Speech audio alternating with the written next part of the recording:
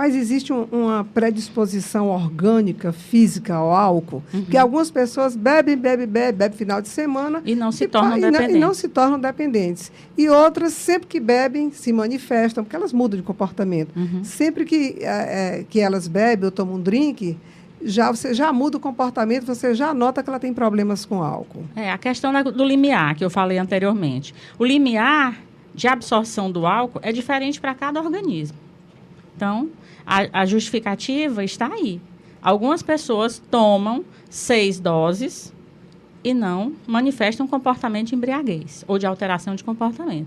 Outras, com 2 doses, já têm um índice de elevação da substância no corpo que manifesta já a alteração de comportamento. Então, esse limiar varia de pessoa para pessoa. Agora, nós gostaríamos de focar um pouco o problema do alcoolismo. A gente vai falar também em outras drogas. Aqui na Universidade Federal do Ceará, né, vocês que trabalham diretamente com pessoas que têm problemas de dependência química com álcool e outras drogas. Aqui no âmbito da UFC, qual a dimensão que esse problema do consumo de álcool e também de outras drogas assume? Começamos aqui com a Ana Paula. O que a gente vê, né, acho que a Silvana concorda comigo, é que tem aumentado bastante o número de servidores dependentes químicos, tanto do álcool como de outras drogas, né? Então, assim, normalmente, quando os servidores eram encaminhados para mim, alguns anos atrás, né, porque já faz algum tempo que eu trabalho nesse projeto, normalmente ele vinha com a dependência do álcool.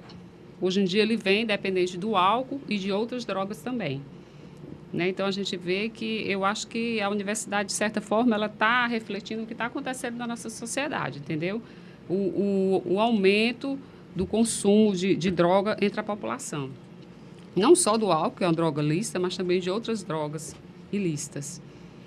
Porque a universidade nada mais é do que um representante dessa sociedade como um todo. E que tipo de assistência... Só uma colocação, pois não, se a gente fosse Silvana fazer uma inferência, se a população brasileira economicamente ativa, ou seja, inclui-se aí nós, servidores da universidade, pessoas que trabalham, estão afetadas pelo álcool num percentual de 12% a 15%, a gente pode inferir que, se nós somos parcela representativa, nós também teríamos aqui, na universidade, um percentual de 12% a 15% dos servidores, que hoje são mais de 5 mil, afetados pela questão da dependência. E como acontece o acompanhamento dessas pessoas? Elas procuram o departamento ou são identificadas e o departamento tenta... entrar em contato? Normalmente, sim. Normalmente, a pessoa, o servidor que tem o problema de dependência química, ele não procura tratamento aqui na universidade. Ele chega até o departamento através de encaminhamento de chefia, ou a própria família vem em busca de ajuda, né, Silvana? E aí, a partir daí, é que a gente começa a dar os encaminhamentos diante dessa questão. Mas, normalmente, a pessoa que é dependente químico, ele não vem, até porque ele não acha que é. Normalmente, quem é alcoolista, ele está lá bebendo todo dia, não vem ao trabalho, quando vem não produz nada, mas ele não acha que ele é alcoolista. Ele acha que ele bebe socialmente. Então, ele acha que não precisa de tratamento. Então, normalmente, quem encaminha é chefia ou então a própria família que vem em busca de ajuda. Nós temos agora a participação de um ouvinte do Manuel Neto, ele é lá do Acaracuzinho.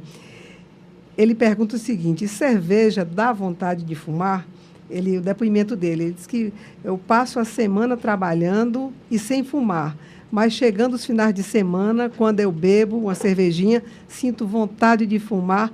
Na minha opinião, a cerveja dá vontade de fumar. E na opinião da professora Silvana, começando ali por ela para responder aqui o Manuel Neto. Esse, Manuel, é um relato muito comum das pessoas que a gente costuma atender. E aí eu lhe digo que, não que a cerveja dê vontade de fumar, propriamente dita, a bebida em si, a cerveja, mas existe um comportamento social ligado ao consumo do álcool e a do cigarro.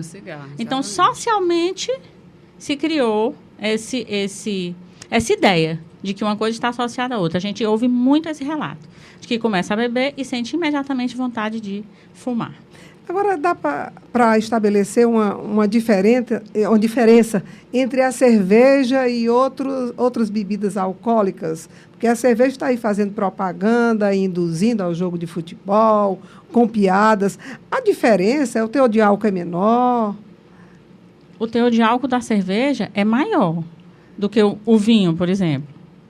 E aí as pessoas consomem a cerveja de forma mais fácil, mais...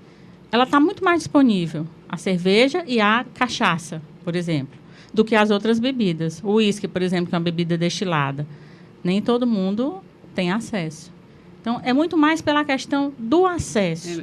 Mesmo pela questão do acesso, pela questão cultural, né? No final da tarde, sempre as pessoas gostam de se reunir e no happy hour tomar uma cervejinha. Eu acho que vai mais pela questão cultural, entendeu? Nós ainda temos um pouquinho de tempo antes do nosso intervalo e a gente vai falar um pouquinho agora da maconha, né? Nós centramos a nossa conversa, né, o nosso debate aqui, mais especificamente no álcool. E agora a gente vai falar um pouquinho da maconha, que é uma droga ilícita, né, nesse caso, mas também muito consumida. A maconha, ela é quase sempre associada ao conceito de droga leve e de até menos provida de propriedades químicas. Por outro lado, a maconha, ela também é considerada por muitos, né, pela população e por outras pessoas de uma forma geral, ela é considerada como um trampolim ou o primeiro passo para drogas mais pesadas. É possível ligar assim, a questão do consumo da maconha com a dependência química de uma forma geral? Ligar, eu não sei se seria propriamente a forma, né, de se iniciar... Ou, por outro lado, que lugar ocupa a maconha na questão da dependência química? Acho que seria uma forma mais direta. Isso. O que a gente observa, a partir de... Eu trabalho há 18 anos com o atendimento de servidores, né, como a Ana Paula disse. E o que a gente observa, eu inclusive fiz um trabalho, né, dissertação, de mestrado, com o objeto de trabalho do meu estudo foi o objeto de trabalho do meu cotidiano, né, que são essas pessoas, como ela disse, a gente atende. E, num determinado momento, a gente percebeu que 8 em cada 10 atendimentos que a gente fazia estavam vinculados à questão da dependência química. E pelo relato dessas pessoas, desses servidores, a gente observa que muitos deles começaram numa idade muito jovem, entre 13 e 15 anos, a consumir o álcool. E, normalmente, após esse consumo inicial do álcool, se dava a apresentação, através de amigos, de familiares, para outras drogas, e a maconha ocupa um lugar importante entre essas drogas. Então, a gente não diria que uma coisa leva a outra, mas que, concomitantemente, esse consumo, a maconha é, de certa forma, também uma droga acessível, se dá da mesma forma, quase numa mesma intensidade. Ana Paula, sua opinião? Eu acho que, de certa forma, a maconha ela pode ser, sim, um trampolim para o uso de outras drogas, tá entendendo? Porque, assim, nos servidores que eu atendo, normalmente, eles começaram o atendimento por usar o álcool. Mas o que a gente percebe? Que, com o decorrer do uso do álcool, eles acabam também fazendo uso da maconha. E, posteriormente, de outras drogas mais pesadas, como é o crack. Não necessariamente eu estou te dizendo que a coisa acontece dessa forma. Álcool, maconha e outras drogas mais pesadas. Mas o que eu vivencio, né, na universidade, a minha experiência de trabalho me mostra isso, está entendendo? Servidores que eu já atendo há muito tempo, que antes eles tinham problema somente com álcool, hoje em dia eles já estão tendo problema com maconha e com outras drogas, como o caso do crack, que também está se proliferando bastante aqui o consumo entre os nossos servidores. Inclusive, no próprio relato deles, né? Eles dizem que hoje essas drogas, como a maconha e o crack, circulam nas rodas de bebida livremente. Que é uma pena.